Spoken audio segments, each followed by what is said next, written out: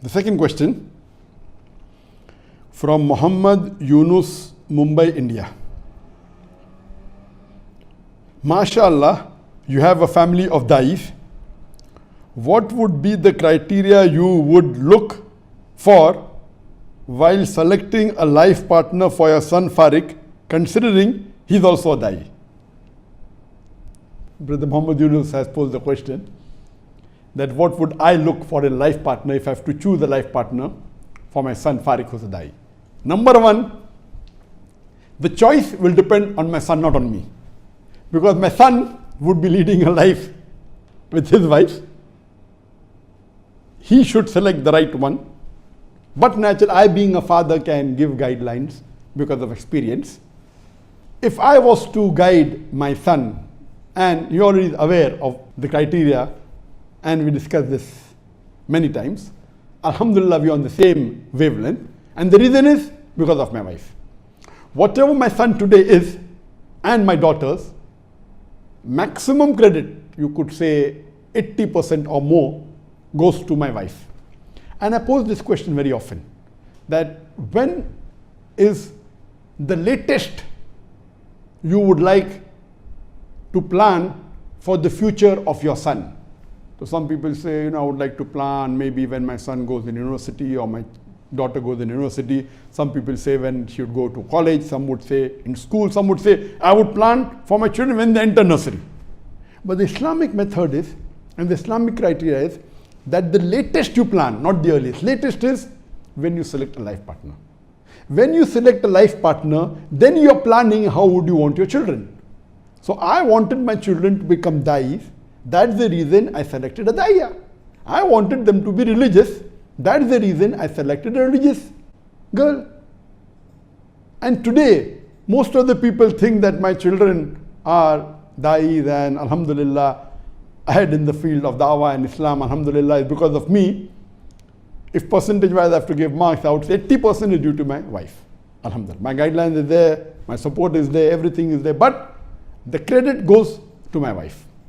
Now coming to the question, what are the criteria that I would see or look for in a life partner for my son Fariq, who's a Daee? As I mentioned in my earlier answer, our beloved Prophet Muhammad said in Sahih Bukhari, volume number 7, Hadith number 5090, and the same Hadith is repeated in Sahih Muslim, volume number 4, Hadith number 3635. Abu Hurairah, may Allah be pleased with him, said that Prophet Muhammad, peace be upon him, said that women are chosen for 4 things in marriage. When you marry a woman, you look for 4 things: wealth, lineage, nobility, beauty, and religion. Choose her for her religion. So the Prophet said, though people look for 4 things in a life partner while choosing a woman for marriage: wealth, lineage, beauty, and religion. Choose her for a religion. The best is religion. And as I mentioned earlier, that I would tell my son that while choosing a life partner, see to it that you give 95% weightage to religion. The other 3 are time bound, mainly for worldly things. Religion, her deen, is for the akhirah and for this world. And Allah subhanahu wa ta'ala says in the Quran that if you seek for this world, Allah will give you this world, but not the akhirah. If you seek for akhirah, Allah will give you akhirah and this world. As far as the wealth is concerned, I would not like my son to use the wealth of his wife for the living. He should be a man, he should look after himself. He is a qawwam. So what difference does it make whether the girl is rich or poor? So as far as the wealth is concerned, there is no weightage at all. Only thing you should be careful that poorer she is, the better it is. The richer she is, it is difficult. But if she is extremely rich, then you have to be careful. If she is extremely rich and used to that luxury of life, she may be a billionaire's daughter, then I would say be careful. Unless her deen is 100 out of 100, then maybe she would not care for the wealth that she has. But otherwise, if she's too wealthy, you have to be careful. You may not be able to take care of her. So poorer the better. So the weightage for the wealth is 0, but only be careful that she's not extremely rich. If she's poor, the better. If she's normal, also no problem. Rich, also no problem, but not too rich or excessively rich. Point number 2, the lineage or the family. I would say that makes no difference. But if she's coming from a very religious family, it may carry a very small, maybe 0.5% weightage according to me. If it is good, but whether it is or not, the deen is more important. Some people from the very good family may not be good. We have the examples of children of the Ambiyas, of messengers, who were mushriks. We have examples of children of mushriks who became messengers.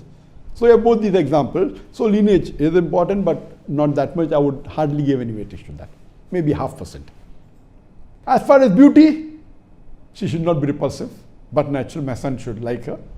And beauty differs. It's in the eye of the beholder. And everything is in the mind. So I would say, okay, you can give about maybe 3 or 4% marks for beauty. 95% minimum should be for deen. This is what I would guide him, and this is what I believe, even he believes in this.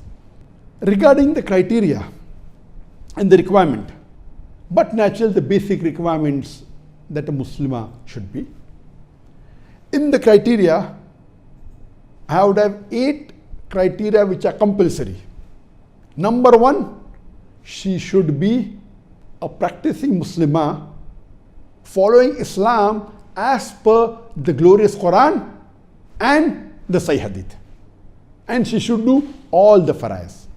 I repeat, the first criteria and the most important is she should be a practicing Muslimah who follows Islam as per the teachings of the glorious Quran and the Sahih Hadith, and she should do all the fara'id.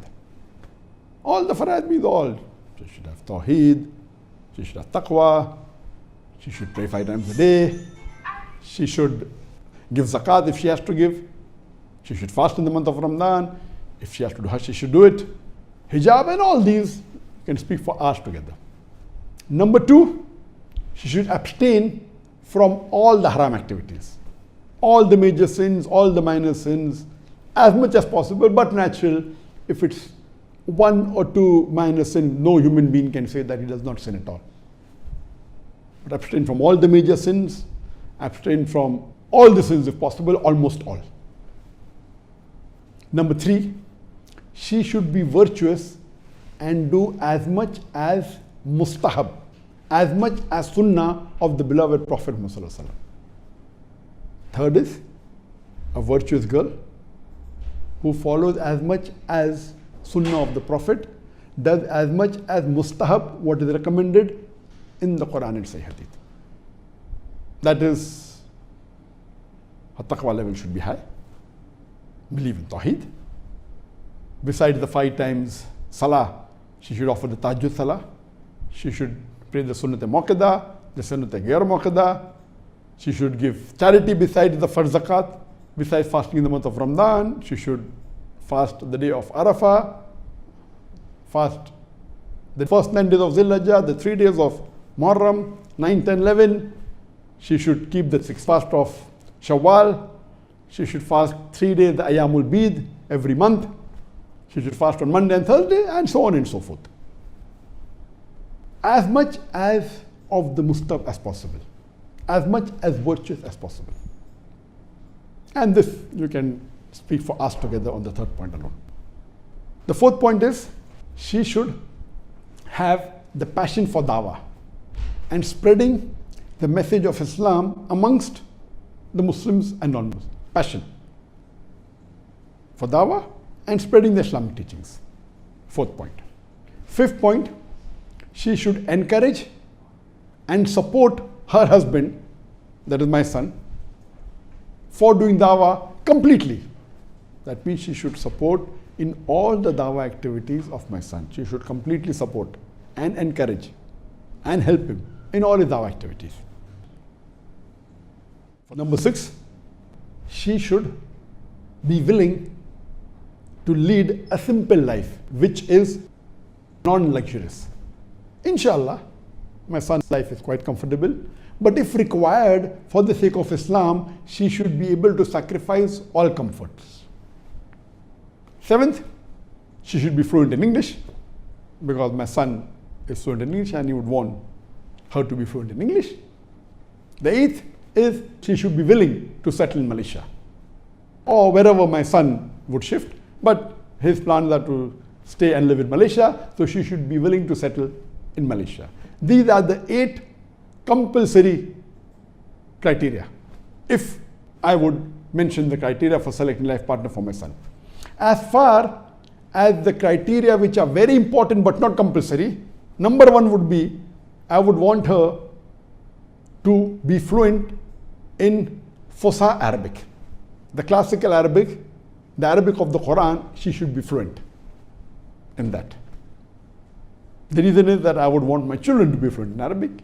My son knows Arabic fluently, Fusha. I would want his wife to know, so that the children are fluent in English and Arabic both. Number 2, she should be a Daiyah. She should propagate Islam to the non-Muslims and the Muslims.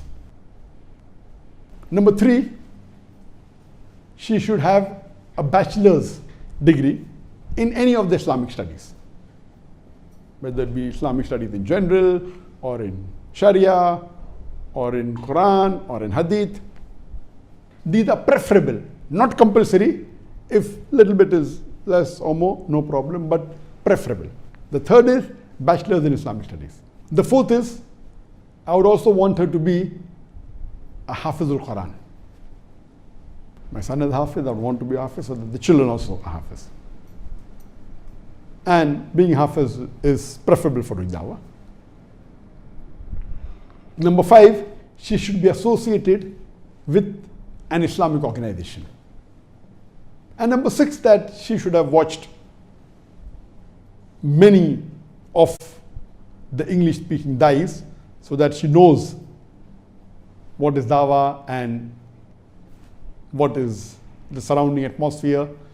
So these are the 6 additional points which are not compulsory but preferable. If one is missing or a little bit less, doesn't matter, but there are 8 compulsory points and there are 6 highly recommended preferable points that I would look for in a life partner for my son. These are the main criteria. The additional, of course, is there, that there are many additional points. For example, the culture should match and the other things are there. You can't expect a Chinese to live with an African. Can, if the first 8 criteria are 95 and above in marks, and even the additional 0.6 are very good, then the other things can be compromised. The culture differs between the people. So these things are which are secondary and tertiary. But the first compulsory points I've mentioned 8, then the 6 points, and then other points are later on. So this was in brief what I would look for in a life partner for my son Fariq. Hope that answers the question.